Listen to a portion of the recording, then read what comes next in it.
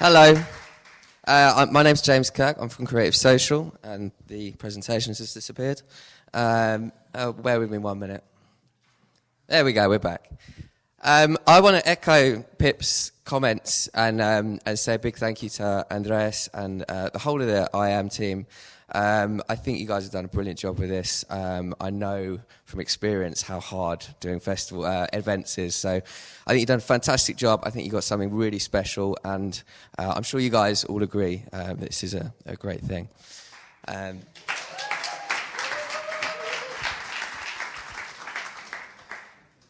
So I'm going to talk to you a little bit about Creative Social. This is how we describe ourselves, 250 of the world's most pioneering creative directors and business owners, a creative network that advances brand, industry and product through collaboration. And that last word, collaboration, is probably the most important one in that whole sentence. So important that bold wasn't cutting it, so it's bold, italic and underlined, the big three all in one there.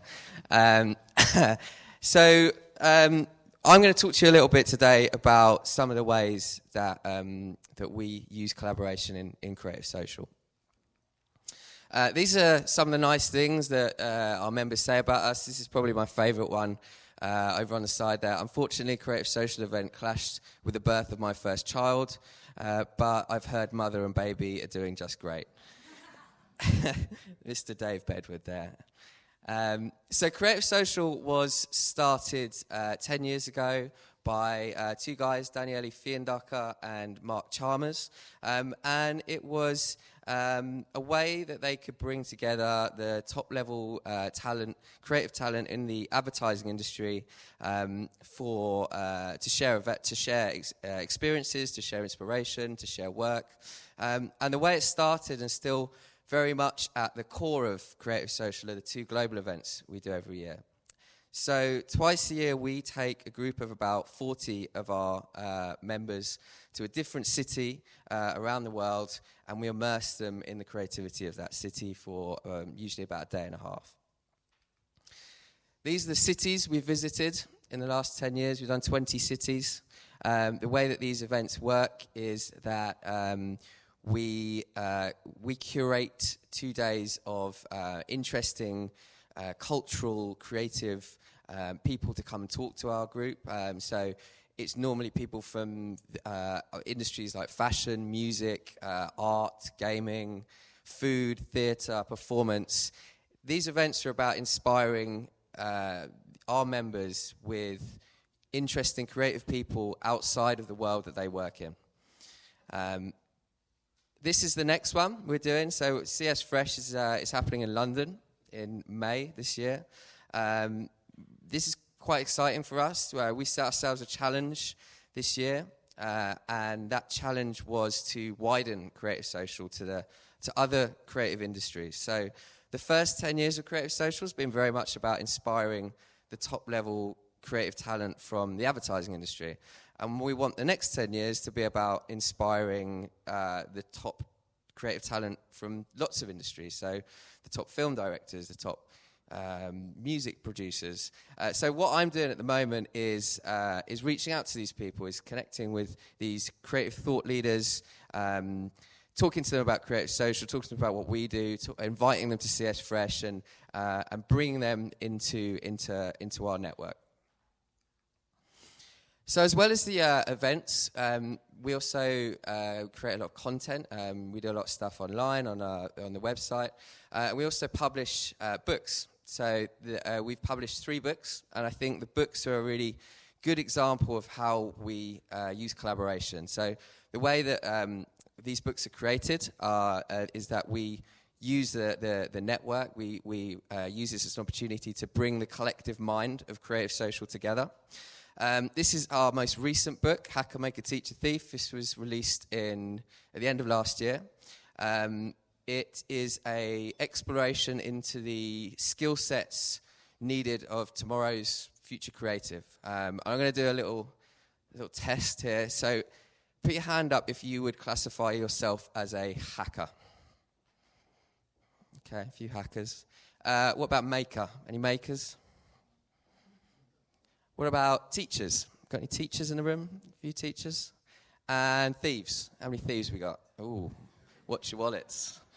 And how many people put their hand up more than once there? Okay, good. So we asked this same question to the authors, and I've got a little video. I'm going to play some of it, not all of it, to show you.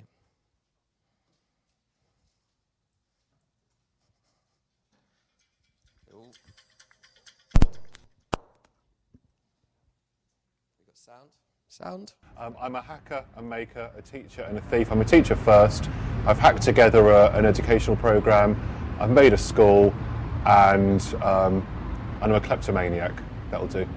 I've borrowed a few ideas here and there and reworked them, but I'm proud to say we work with some of the best music talent and make very good things. That's not so much stealing, but perhaps stealing a bit of someone else's creativity to make something a better whole, I suppose, for projects. I couldn't say that I'm one of any of them, to be honest. I think what's interesting about the world we live in now is that you need to be a combination of all of them.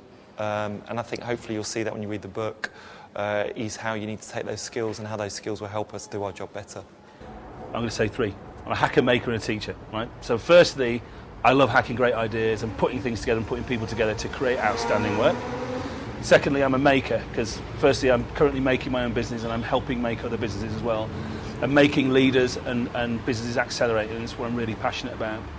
And thirdly, I'm a teacher, because I do a lot of mentoring. When I started my business recently, I said I'm going to spend a third of my time mentoring other people in the industry, young people, students, people who just want to know more about business and advertising and marketing. So that's what I'm doing.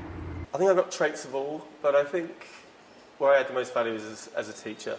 I don't think I can afford to be one of those. I think you have to... What's interesting for me is the interplay between all of the different modes and sort of like things that you find and as you make them, or things that you go, well, I will only understand if I can explain them to other people. So therefore, anything that I find when I'm a maker has to sort of let you fully understand when you become a teacher and start explaining to other people how they might get there too.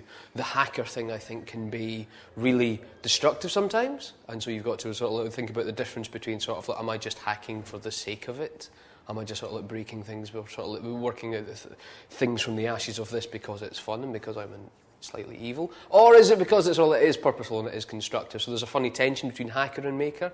And then thief. I think we probably all are thieves in one respect or another, but the best thing about being a thief is to acknowledge your sources, I think, and that sort of thing. You go sort of like, if you say, this is where I got it from, but I mixed it from this thing very far away, and I came up with this thing. I think being open with that process is something which the whole industry could benefit from, probably. So yeah, hacker, maker, teacher, thief. We've actually just launched the Spanish version. So that is going on to Kindle this week. So check it out. Another way that we use collaboration in what we do is through the brand projects. And this is something that we've been doing more and more of in the last 3 years. And the brand projects are about this. So they're about unleashing the potential of the agencies and individuals within our network through collaboration. I'm going to show you one example of how this works. So this was a project that we did with Converse and Google in 2013. Converse came to us and said, we want to launch a Google Plus page. What can you do? We wrote a really simple brief, which was basically take a pair of chucks and hack them in some way.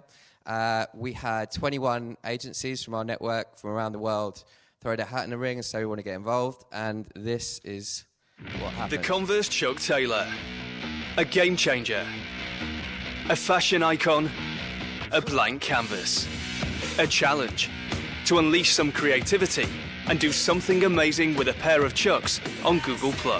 It started with some friends from Creative Social, a community of artists, writers and techies. 21 teams of creative minds with one mission, to turn a classic icon into a modern masterpiece, a chance to hack a chuck.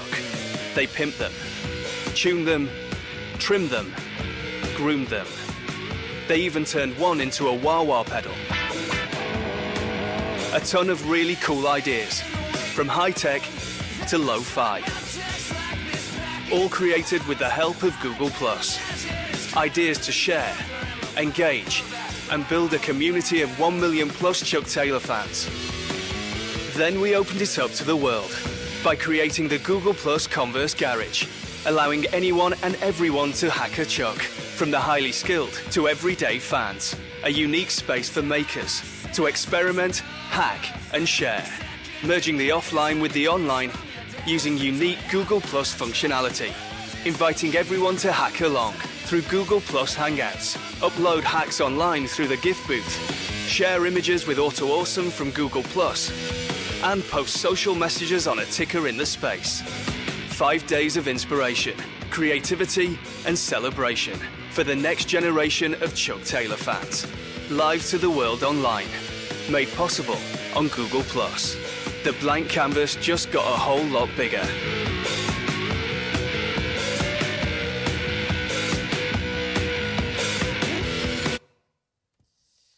So I'm going to leave you with a bit of advice today, and that advice is get out there and meet people, especially people from outside of the industry that you work in or you study in. Use the internet to connect with them. Reach out on LinkedIn, on Facebook, on Twitter, on the dots, on email, or just pick up the phone. Use the good old-fashioned telephone. And then if you can, meet them in real life. It might not be easy, but it will be super valuable. Go and shake their hand. Go and talk to them. Go and find ways to work with them. And that's how you will lead to your own collaborations in your own lives. Thank you.